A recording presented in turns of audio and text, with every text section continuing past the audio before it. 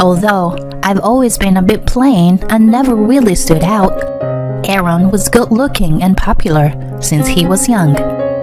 As he got older, he became even more handsome, and a lot of under and upperclassmen were into him.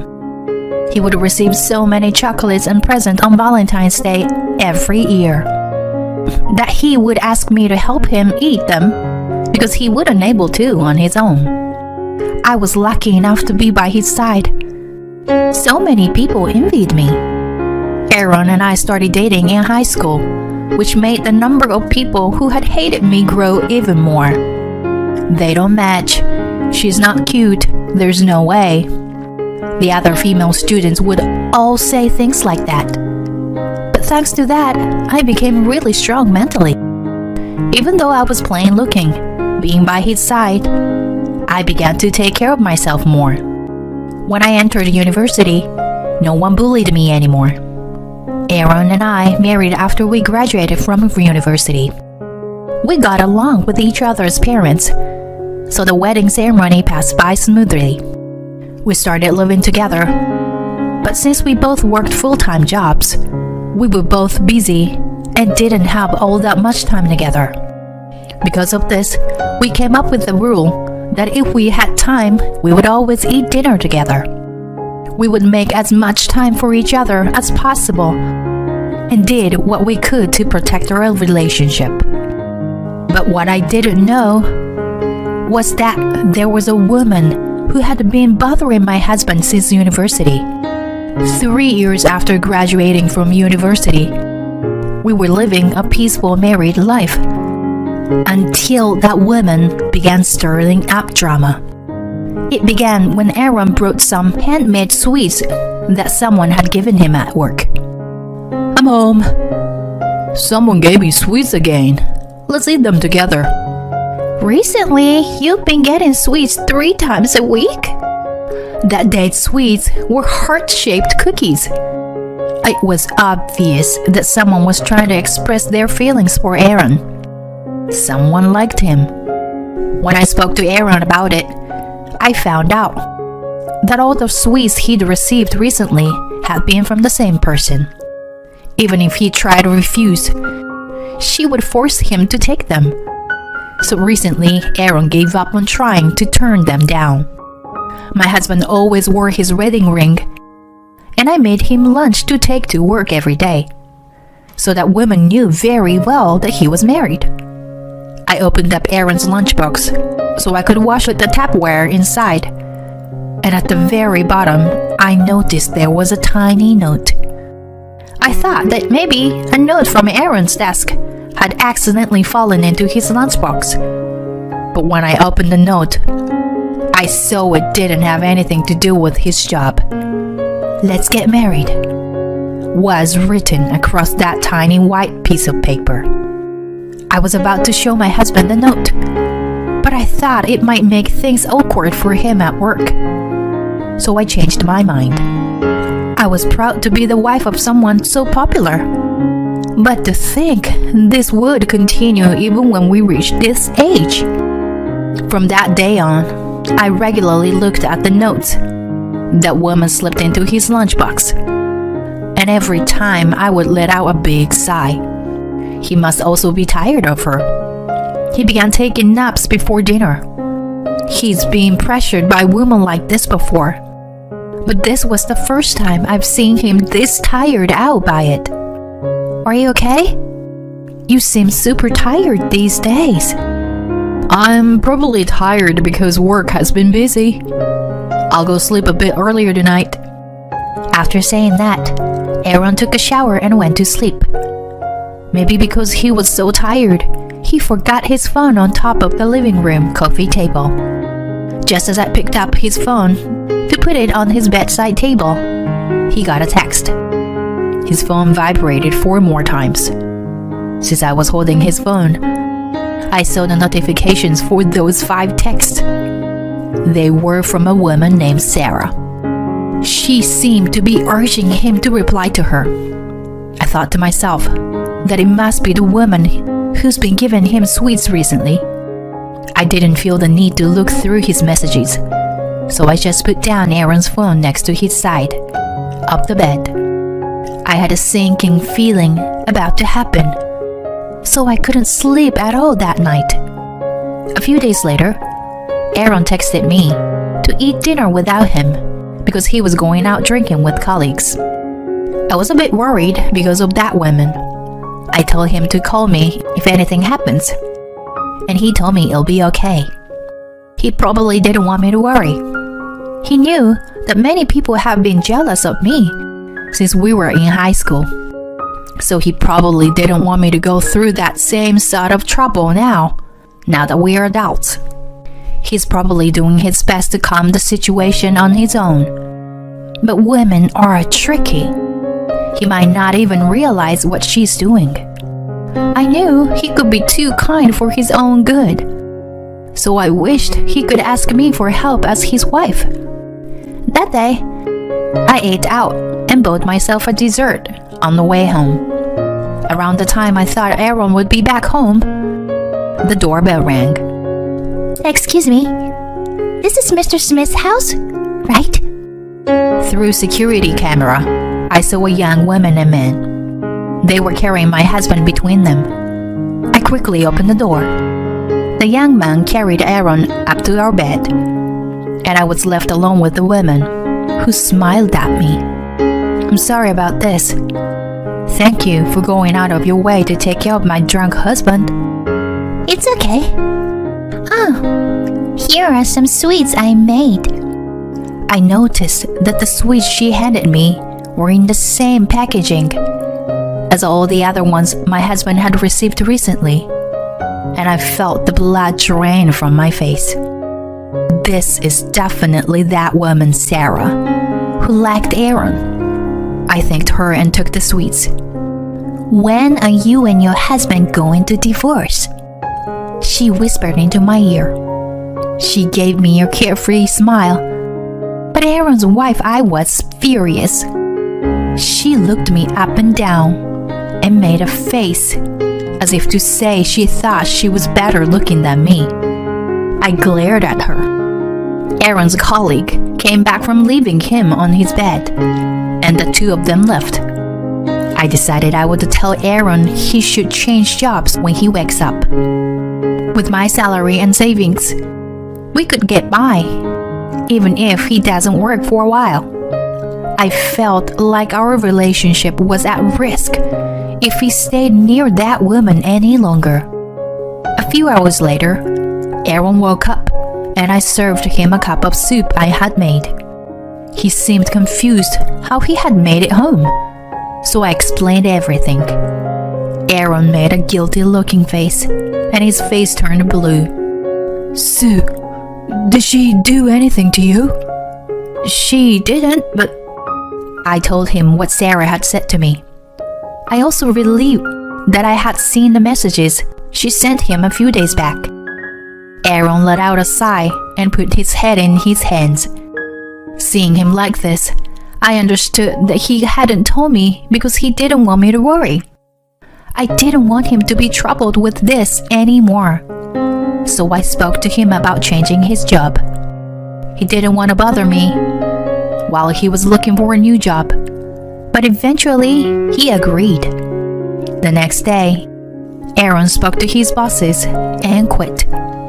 When Sarah realized Aaron wasn't at work, she assumed he was sick and began forcing her way into her home to take care of him. I would try to push her to leave, but she would then burst into tears.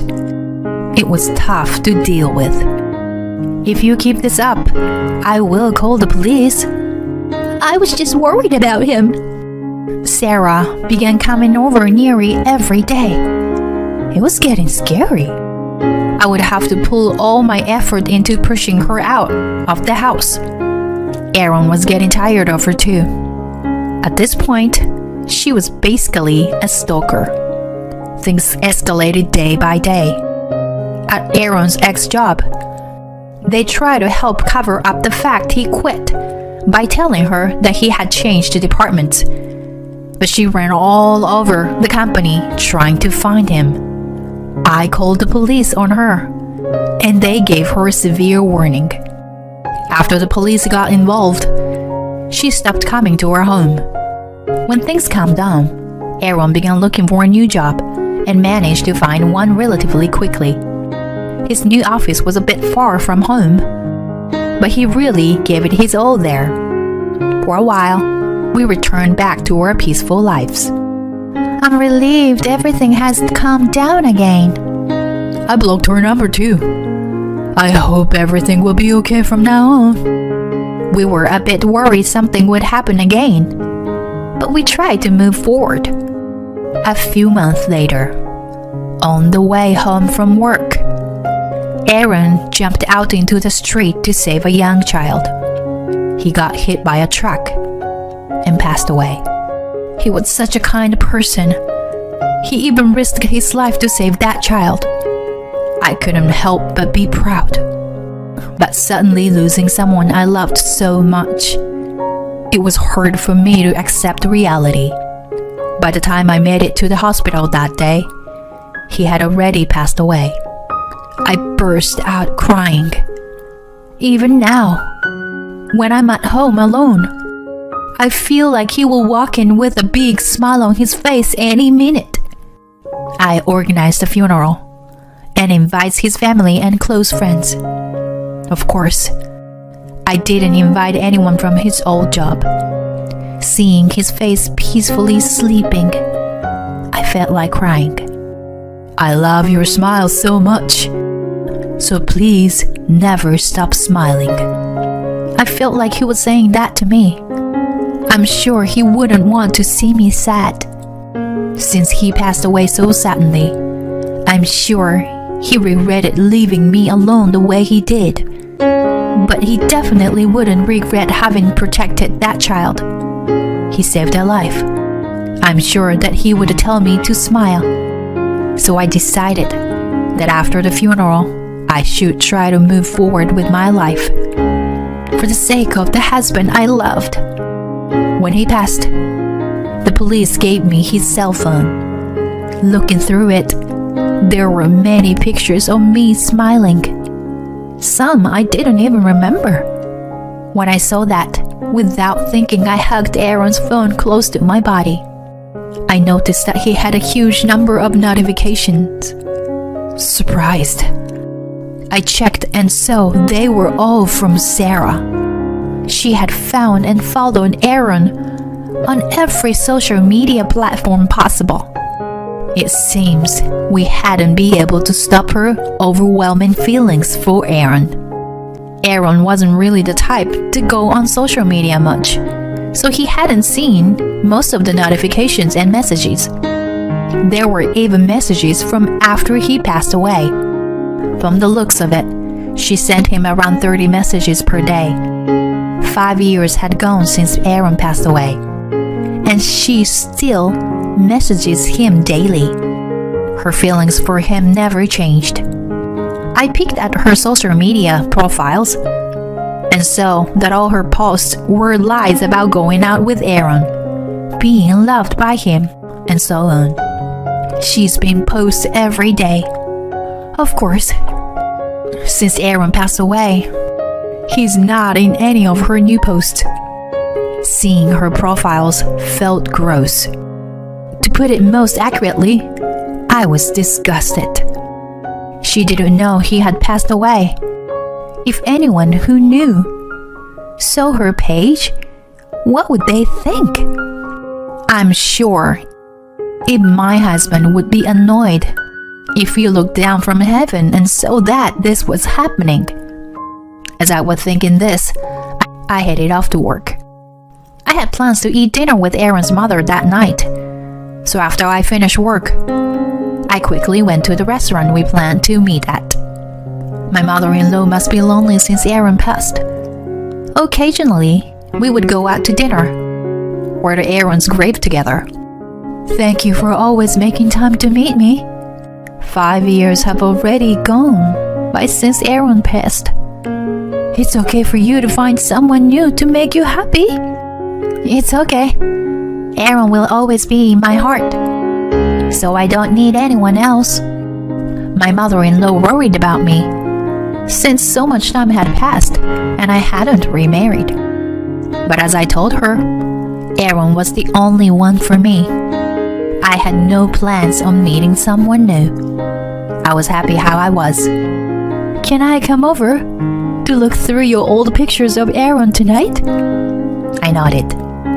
After we finished dinner, we headed home together.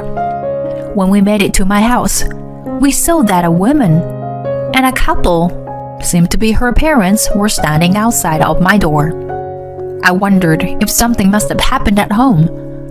But looking closer, I realized the woman was Sarah. What are you doing in front of my house? The three of them turned and looked at me angrily. My mother-in-law probably had no idea what was going on. She didn't know who those people could be. I opened the door and let my mother-in-law into the house. And then I turned to Sarah and her parents and asked them why they were here again. Her mother was the first person to speak. Your husband impregnated my daughter. How can you talk to us with that attitude? What are you talking about? Sarah's father began ranting angrily. But no matter what they say, my mother-in-law and I couldn't understand what was going on. Sarah's father continued to yell as Sarah clung onto him and cried, Your husband got me pregnant. Divorce him and give me this house. I don't understand what you're saying. I can't divorce him either. The three of them screamed at me. They told me to stop messing around and to bring my husband to them. Hearing them say all this nonsense, my mother-in-law was outraged. What are you saying? Aaron, who was Sue's husband and my son, passed away 5 years ago. Sarah and her parents went silent. Sarah then began repeating that we should stop lying. When I explained to them what happened 5 years ago, and that the woman with me was Aaron's mother, they were pale. Their shocked faces were incredible to see. I have to give her credit. Sarah was completely delusional. What? You must be lying. Sarah slumped into the ground and began to cry. Knowing the truth, she was overwhelmed with sadness and by the fact that her lies wouldn't work anymore. Her father began yelling at her for lying. Her mother also hadn't known the truth, and her face suddenly went bright red out of embarrassment.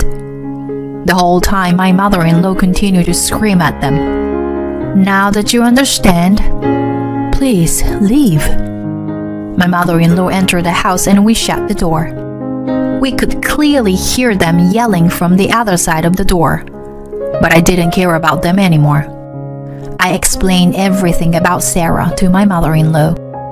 She hugged me tightly while crying, saying she wished she had known earlier so that she could have done something to help. Her kindness almost made me cry. I hugged her and stroked her back. It's okay. I'm Aaron's wife after all. After we both calmed down a bit, my mother-in-law headed home. I offered to drop her off, but she said she'd be all right on her own. I looked at a photo of Aaron on the wall and let out a big sigh. We've been through a lot of trouble because of Sarah, but I'm sure this was the last of it. Her parents must have been incredibly angry with her. I'm considering reporting her to the police, but I decided against it in the end. I checked on her social media accounts, and so she had deleted everything. To my relief, she also stopped sending Aaron messages. I put my hand on the photo of Aaron and closed my eyes. She finally understood. The next day, Sarah's parents came with some sweets and apologies. They said they wanted to apologize to Aaron as well, and they stepped inside. They stopped in front of a photo of him and apologized out loud. I glared at them and said I wanted them to promise me something. I told them to promise me they would never let their daughter come near me again, and that if she ever does, I will call the police. I told them what Sarah had done until now, and they promised me they wouldn't let her bother me again. This should be the end of it. I'm sure even Aaron is relieved up in heaven. Sarah's parents left. It's incredible how dedicated Sarah's love was, but I want her to understand how much trouble she caused us. I hope she can also be happy one day. A few more years passed since then, and I still haven't considered getting remarried. I'm sure I never will. Aaron will always be the one in my heart. I hope he's smiling in heaven. You can't pay a mere $1,000 for my precious mother, my husband Henry exclaimed. But it's crazy of him to force me to spend money he can't afford. It's not as if he really needed the money. He just wanted to buy a luxury brand handbag for his beloved mom. Huh? I don't have that kind of money. I spoke up and kept my ground. Then I prepared the next words I say to my husband. I will reveal something about my mother-in-law that he doesn't know. I am Lily, 27 years old. I am a housewife who lives with my husband Henry and my mother-in-law. Until recently, Henry and I worked together as bookstore clerks. My mother-in-law started living with us shortly after Henry and I got married. His parents divorced when Henry was in elementary school, and his mother raised him alone. I understand his desire to show filial piety to his mother. So when he asked if she could live in with us, I immediately agreed. However, a big problem arose. Just a week or so ago, Henry was fired from his job. It would be tough to support both Henry and my mother-in-law on my own salary, even temporarily. Just as I was thinking that we had to save money, Henry insisted that I buy my mom a handbag for $2,000. He said that he promised her, so he had to buy it. How could he say that when he was in financial trouble because he had been fired? This is one of Henry's major shortcomings. He announces big gestures that he can't do, and later, when he can't handle it on his own, he panics and relies on others. And that person is usually me. For example, a few months ago, Henry went out for a drink after work with some of his junior colleagues. Hey Lily, do you have money right now? Henry's voice on the phone sounded as low as possible. And it hit me. I knew he was secretly trying to contact me. Are you short on cash? Yeah, I am. You said you would pay for all their drinks again, didn't you? When I said it, Henry choked up and said something like, "Ugh." I seemed to have hit the nail on the head. I had seen Henry turn pale when he looked in his wallet when he had offered to buy someone else a drink.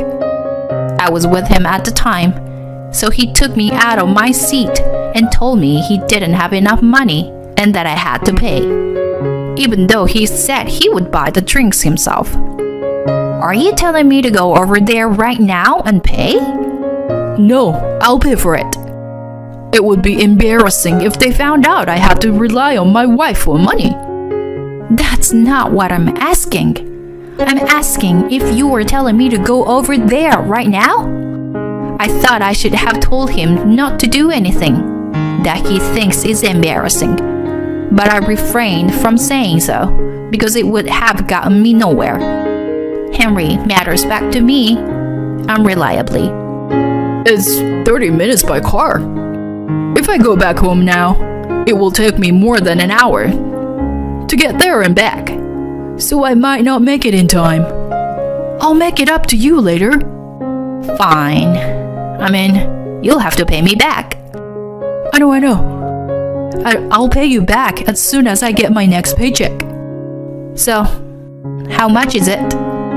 When I asked, Henry's voice became even quieter. 100. I can't hear you. 600. 600? I couldn't believe what I was hearing. How could he spend $600 on drinks after work? That's crazy. How did it become like this? I mean, I'm the oldest one here.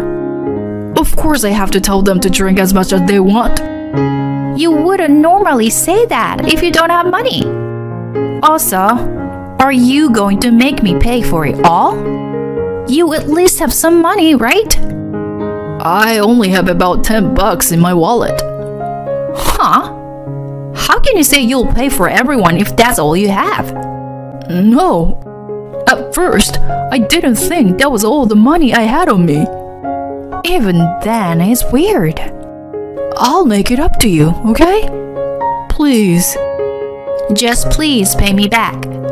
And please don't do this kind of thing in the future. I know. Perhaps, sensing that I was about to give my consent, even if I had no choice, Henry's voice became strained.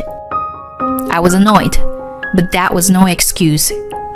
I secretly delivered the $600 to Henry. As I was leaving the store, all right, I'll pay for this, and let's keep working hard. Following Henry's words, I heard the man's vigorous replies and thanks. He's so cocky. My fist tightened in frustration. He actually inherited that from his mother. My mother-in-law was also the type of person who took the easy way out and got into trouble later. I realized this when I started living with her. Lily, may I have a word with you? My mother-in-law asked me this on a holiday. Yes, what is it? I have joined a club for adults in their 50s and 60s. I've been asked to be the president. I see. That sounds like a lot of work. Right? My mother-in-law's voice was full of excitement. It's really hard work. I have to make a membership list, prepare for the events we organize, make flyers and other things. I also have to create a blog for the club and update it every day. I had a bad feelings as I listened. So you want me to... Oh yes, I'm not very good with computers, and it's very difficult for me to make flyers and blogs. So, it would be great if you could do it for me. You want me to do everything? This was more than I was expecting. I thought she was asking me to help her, but I didn't expect her to ask me to do all the work. Oh, I'll help you too, but I don't know how to do it. So I have to learn by watching you do it. So I think I'll leave it to you in the beginning. Why would you take on something you can't do? I thought so, but I couldn't say that much to my mother-in-law, who had just moved in with me. So instead I said this. Alright, but once you figure out how to do it, then please do it yourself. I have a job, so I don't have much free time. I know. My mother-in-law lowered her voice in disapproval, perhaps because of the spikes in my tone. Then, with a brusque thank you, she turned her back to me.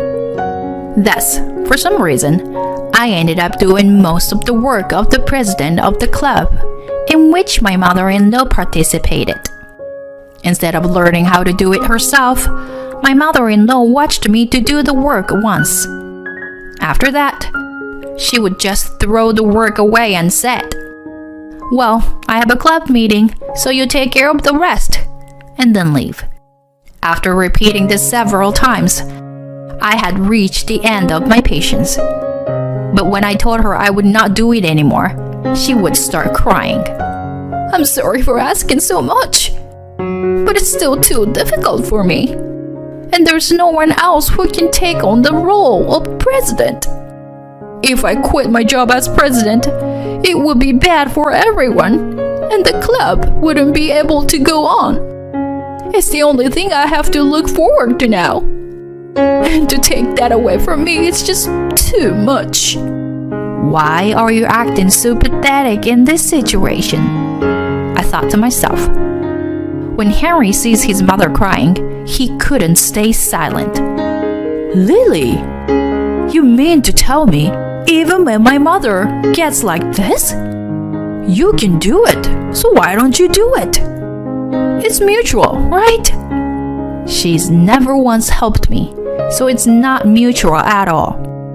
1 against 2 is no match for me. There was nothing else I could do, so I had no choice but to continue doing the president's work on my mother-in-law's behalf. Then, there was a birthday incident a few weeks after that exchange. I was still forced to update the blog and create flyers on behalf of my mother-in-law. On top of that, Henry wanted me to buy $1,000 handbag for his mother. You know how mom cooks great meals. It's a way of saying thank you for that, isn't it? Besides, mom will be 60 years old and her birthday next year. I promised her that I would buy her $1,000 handbag to celebrate. You promised that, and not me, so you should pay for it. We're a couple, so the promise I made is the promise we made.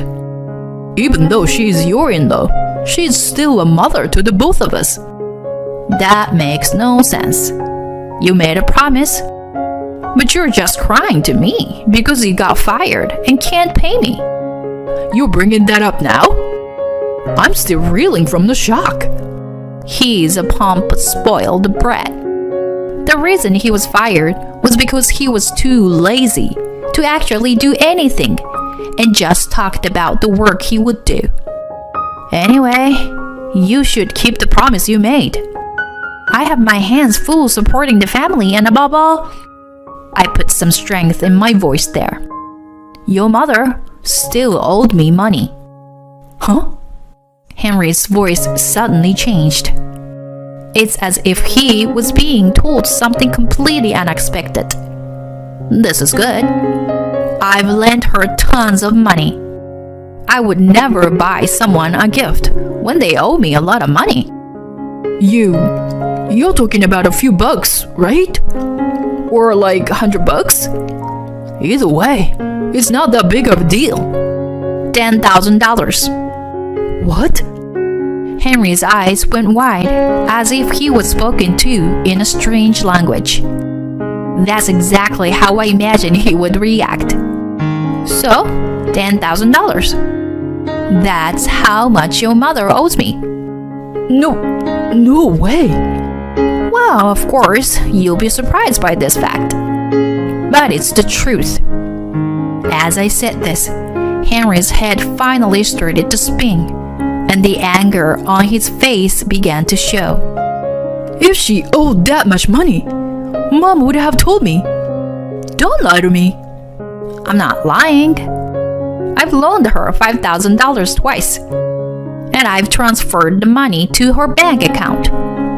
So if you look at the bank statements, I can prove it. Do you want to go check? Henry forced a gulp and looked frustrated. But it's between family members. There must be something difficult going on if Mom had to borrow that kind of money. And you don't even understand that? He doesn't get it at all. It's funny, incomprehensible he is getting. But I knew this would happen. I knew why my mother-in-law borrowed money from me. That this case was going to be even more laughable. I knew there must be some secret that she would borrow such a large sum of money from me and not from her son. So I lent her the money and I did my own investigating. Anyway, on top of all this, I'm not going to pay $1,000 for a gift for your mother. And if you think she's in a bad situation, ask her yourself. Fine, I will. Henry shouted and left the room. Now, Henry finally knows his mother's secret. I was filled with nasty anticipation as I wondered what was going to happen. The reason my mother-in-law gave me when she borrowed money from me was that she was helping people. Lily, you see? I actually know someone who is in need for money. My mother-in-law started out like that. And you know, I really want to help him. But I don't work, and I don't have any money, right? So I'd like you to lend me some money if you can. How much? When I asked, my mother-in-law began to mumble. Well, for now, $5,000. That's a lot of money. Are you sure I'll be paid back? Of course. You may intend to, but what about the other person? Don't worry. He's a solid person. He's very young. He has a job, and he has the ability to pay back the money. She sounded confident, but I wasn't convinced.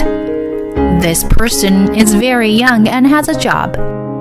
My mother-in-law's friend would probably be in their late 50s or 60s. They would not be very young.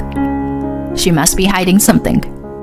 Since I felt that way, I let my mother-in-law the money and began to investigate her surroundings. And this what I found out.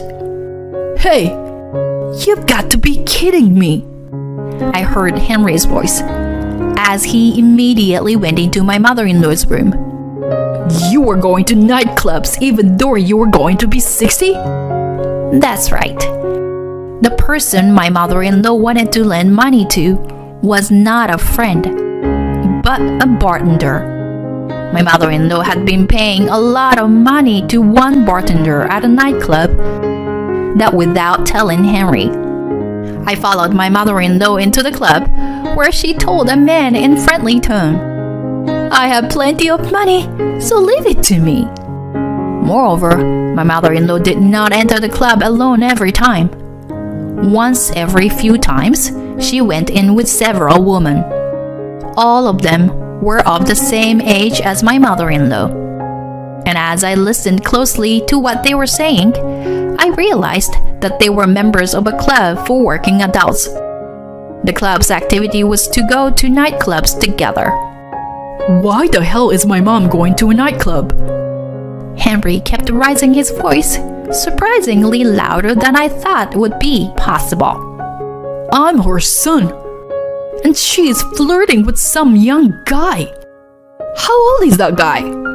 He sounded distraught, as if he had just found out his girlfriend was cheating on him. I was truly disgusted. My mother-in-law explained in a slurred voice. Don't be so angry. I just wanted to spend my few remaining years of life as happily as possible. I put everything about myself on the back burner in order to raise you. Now that you're out of my life, it would be nice to do something I like a little bit. Do you think borrowing $10,000 from your son's wife to do whatever you want is doing something you like a little bit?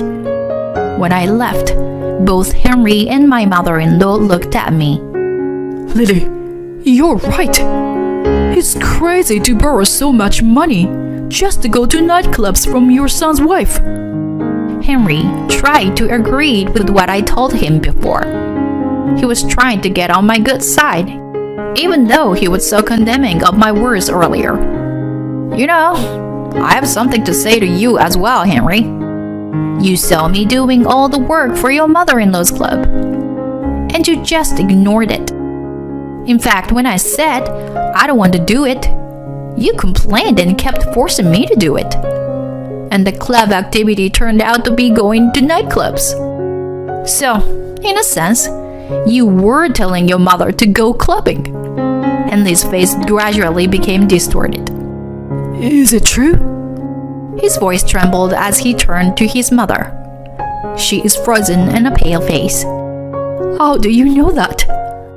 Henry's voice was hoarse as he said, Shit, and he glared at his mother with sharp eyes. The club dinner party you were talking about was actually a nightclub outing. You've got to be kidding me. Henry, you have every right to be angry with your mother, but don't you feel bad for me? You should apologize to me properly before blaming her. You coerced me, and your own mother borrowed a lot of money from me to go and pay for clubbing. Henry looked at me annoyed. We can talk about that later. Excuse me? I was angry. So you mean that you don't think what you did to me and what your mother did to me is a big deal? Hey, you're being annoying.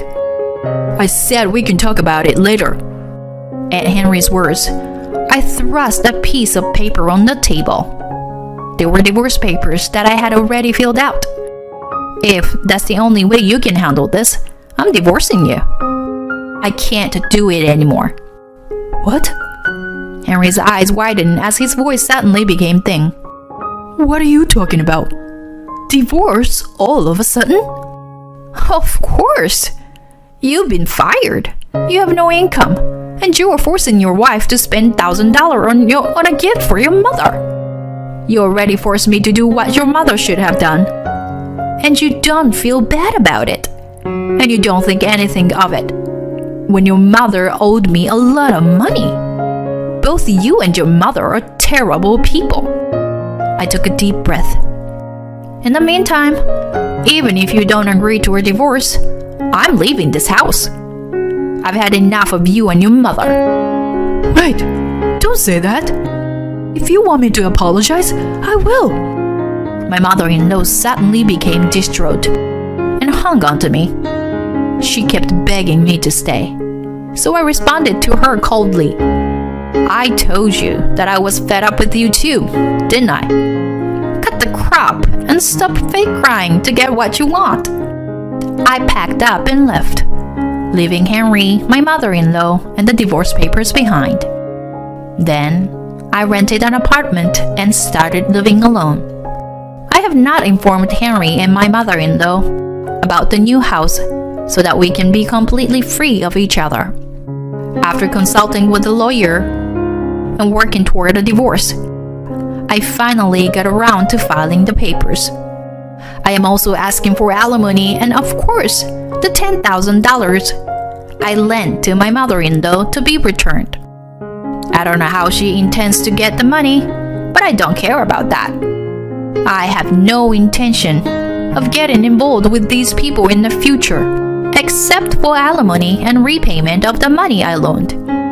However, not long ago, I happened to pass by the house we used to live in together, and saw that the land had been cleared. They must have sold the land. Henry had been fired. He will not be able to make a living, and he also has to pay the alimony and the money he owes me. It is only natural that he would run out of money. But it is all his own fault, and I want him to take full responsibility. After my divorce, I no longer feel exploited or forced to do anything, and I am enjoying my life. My job as bookseller is going well, and I have had the opportunity to meet famous authors. At that time, I happened to mention that I had designed the flyers, and one of the authors asked me if I would be willing to make flyers for a magazine that she would personally publish. I had no idea that I would be able to get close to a famous author thanks to the chores my mother-in-law had forced me to do. I guess you never know what can lead to something good. Of course, that doesn't mean I'm going to forgive Henry and his mother.